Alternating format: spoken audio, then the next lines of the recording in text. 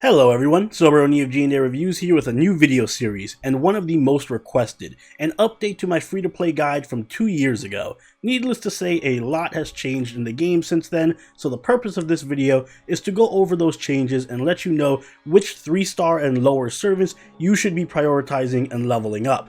As I mentioned, this video is going to be part of a series where we go over every class of servant. Today we're going to be taking a look at Sabers. Also, I will be including servants from JP in this video, so this video is going to be accurate and relevant for the next 2 years up until Lost Belt 3 if you're an NA player. So with all that said, whether you're brand new to the game, free to play, or just really unlucky, this is the guide for you. Let's get into talking about the 3-star Sabers that you should be prioritizing.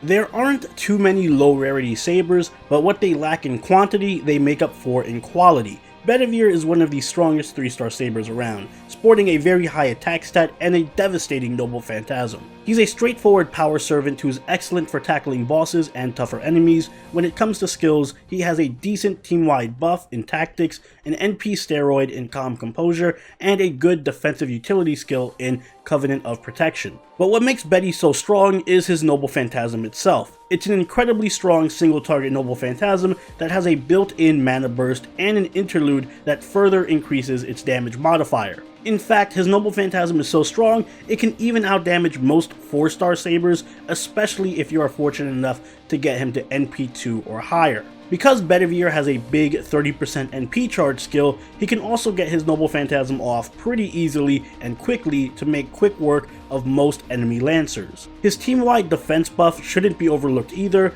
When combined with other defensive buffs like Mosh, you can potentially cut enemy damage done to your team by half. I do suggest max leveling tactics first, however, for the bigger buff, followed by calm composure and Covenant of Protection, mostly for the shorter cooldown.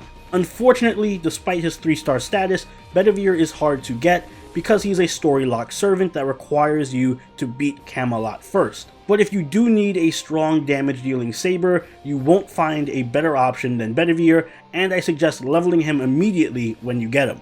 When it comes to team comp and suggested craft essences, I'm only going to suggest craft essences and servants that are lower rarity or easy to obtain from events, but by all means, if you do have limited 0 or some other 5-star or 4-star alternatives, they will work better.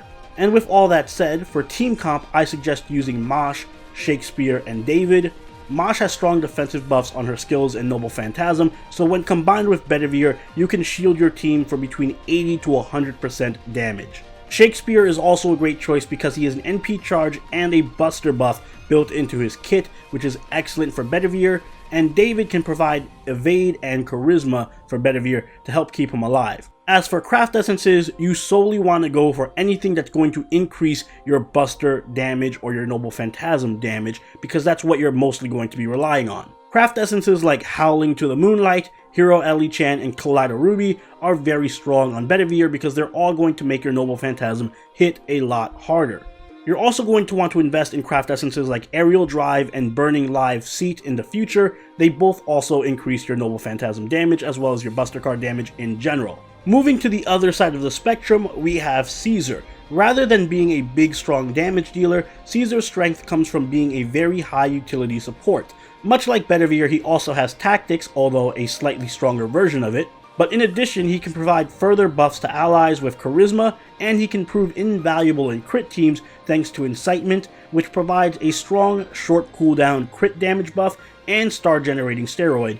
His role as a crit supporter is further strengthened by his noble phantasm and quick deck, which allow him easy quick chains and star generating. Caesar is the complete package when it comes to supporting any crit servants, being able to provide good star generating, attack buffs, and crit buffs all on short cooldowns. Caesar's most critically important skill is incitement, so I do suggest maxing that one first, followed by charisma and then tactics for the extra damage. If you plan on building any kind of quick or crit team, Caesar is essential. As a bonus, he also happens to be a single target Saber, so if you are lacking Bedivere, Caesar can also fulfill the role of boss killer until you get him.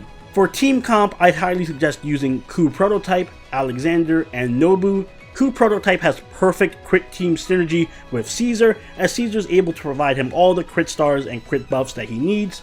Alexander is good for quick buffing Caesar if you're going to use him more offensively, while he's also great for providing stars for Nobu.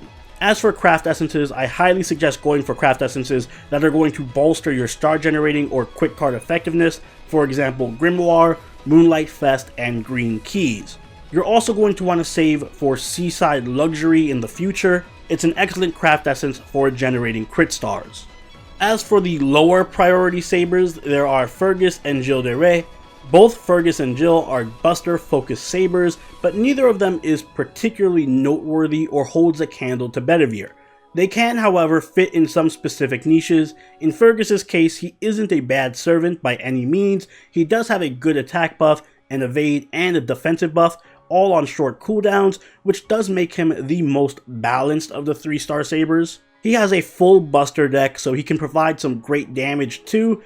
His main use is going to be farming because he does have an AoE Noble Phantasm, so I do recommend investing in him if you need a saber to farm with or if you're lacking Bedivere. Gilles, on the other hand, is unique in that he doesn't have a damaging Noble Phantasm. Instead, he's more focused on buffing himself. Between his encouragement skill and his Noble Phantasm, he can grant himself a massive damage buff on his buster cards. However, because he only has 2 buster cards, his damage can be inconsistent, and his buff comes at the cost of 50% defense, meaning he is as fragile as glass. If you support him with servants like Mosh or Irisfield, he can work, but I would recommend prioritizing every other saber over him. And that wraps up all of the 3-star sabers, so to reiterate, I highly recommend investing in Caesar and Bedivere, while Fergus and Jill are more low priority servants. In the next video, we're going to be covering the Archer class, so do look forward to that. Hopefully this video was helpful to you guys. If so, leave a like and subscribe so that you can catch the rest of the videos in the series as they go up. Also, let me know in the comments what you think, as well as any other questions you have about the Saber class. If you haven't already, do follow us on Twitter, Twitch, and join the party over at our Discord, all linked in the description below. I'm also going to be streaming Fate Extella Link on Twitch when that comes out, so make sure you're there for that. And until next time, this is Sober Oni, signing out. Later.